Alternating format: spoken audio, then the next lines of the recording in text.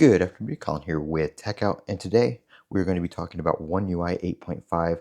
Samsung is releasing a huge update to its One UI operating system, and there's some pretty cool things in here that we have been looking for quite a while. I know there's a few things in here, and this is what I'm going to mention in this video. There are other big changes that are in this, but these are the two things that stand out to me as something that I've wanted for quite a while in One UI. So folders.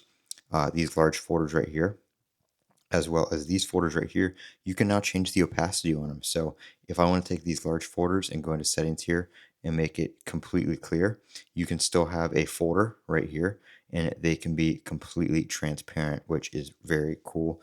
You have your color options right there in those settings as well. So you can make this completely clear, which I really, really like. Second thing is in the new quick toggles. You can see I don't have the actual 4 toggles up here with the pull down that usually looks like this. In previous versions, when you could edit this, you had to have at least 4 up here. It wouldn't let you delete all of them.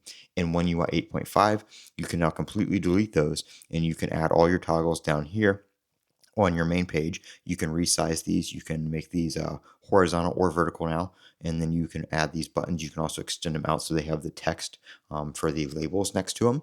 But you can take these, what used to be up here, and you can put them down here. Like I have my flashlight control, my routines, and screen recorder, Wi-Fi, Bluetooth, and do not disturb, all right there, right within the quick toggles. I don't have to have that extra row up there, which is one of my favorite features.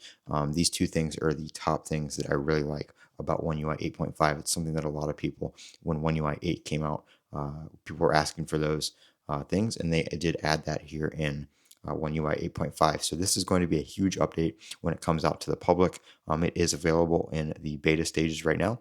So if you go into the Samsung Members app, you can go ahead and install that if you want to, but it is beta right now, but it will be releasing to the public here in the next few months, hopefully. So something to look forward to if you own a Samsung device. I'm Colin with Techout. Don't forget to comment, rate, subscribe, and as always, have a great day.